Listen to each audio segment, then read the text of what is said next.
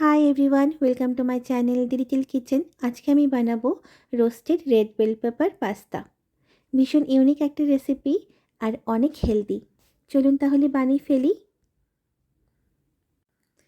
এখানে আমি পাস্তার প্যাকেট নিয়েছি 100% সুজি দিয়ে বানানো। জল গরম করে পাস্তাগুলোকে আমি সেদ্ধ করে নেব। এর মধ্যে দিয়ে দেব 1 চামচ লবণ আর সামান্য সাদা তেল।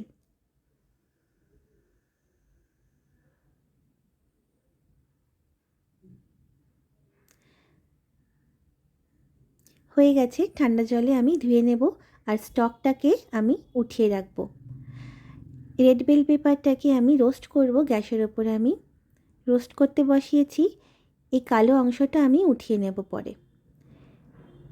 কড়াইতে মাখন সাদা তেল গরম করে তার মধ্যে কয়েক টুকরো রসুন, একটা পেঁয়াজ আর একটা টমেটো কেটে দিয়ে দিলাম।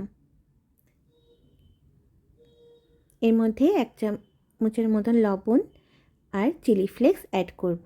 চিলি ফ্লেক্সটা আমি বাড়িতেই বানিয়েছিলাম। এবার ভালোভাবে ভেজে নেব। হয়ে গেছে, গ্যাস বন্ধ করে দেব। এবার রোস্টেড রেড বেল পেপারটা আমি এইভাবে কেটে নিয়েছি, ব্লেন্ডারে আমি দিয়ে দিলাম। আর এখন যেটা ভাজা করলাম টমেটো, পেঁয়াজ, রসুন, সেটাও দিয়ে দিলাম।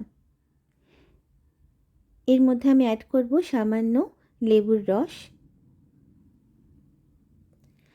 আর পাস্তার স্টকটা যে আমি উঠিয়ে রেখেছিলাম সেটা আমি এখন এর মধ্যে অ্যাড করব। এবার ভালোভাবে ব্লেন্ডারে পেস্ট করে নেব।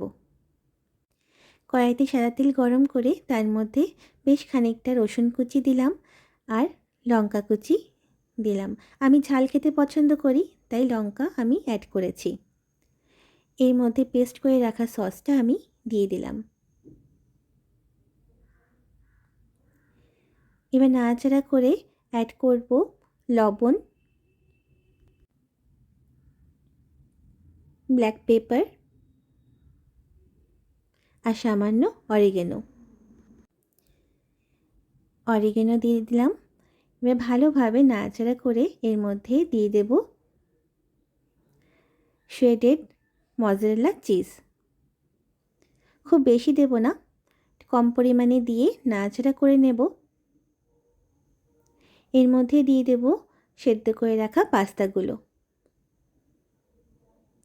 এবার ভালোভাবে নাড়াচাড়া করে নেব যাতে সস আর পাস্তা একসাথে ভালোভাবে মিশে যায়। আমাদের roasted red bell pepper pasta almost ready. নামানোর আগে ওপর থেকে ধনেপাতা কুচি দিয়ে নামিয়ে নেব। এটা অপশনাল, আপনারা স্কিপ করে দিতেও পারেন। অনেক ভালো হয়েছিল খেতে। আমি ফার্স্ট টাইম বানিয়েছিলাম, আমি আবারও বানাবো। আপনারা অবশ্যই বাড়িতে বানিয়ে খাবেন এইভাবে। আর রেড বেল পেপারে অনেক হেলথ বেনিফিটস থাকে, বাচ্চাদের জন্য অনেক ভালো। আপনারা এইভাবে বাড়িতে বানিয়ে খাবেন অবশ্যই।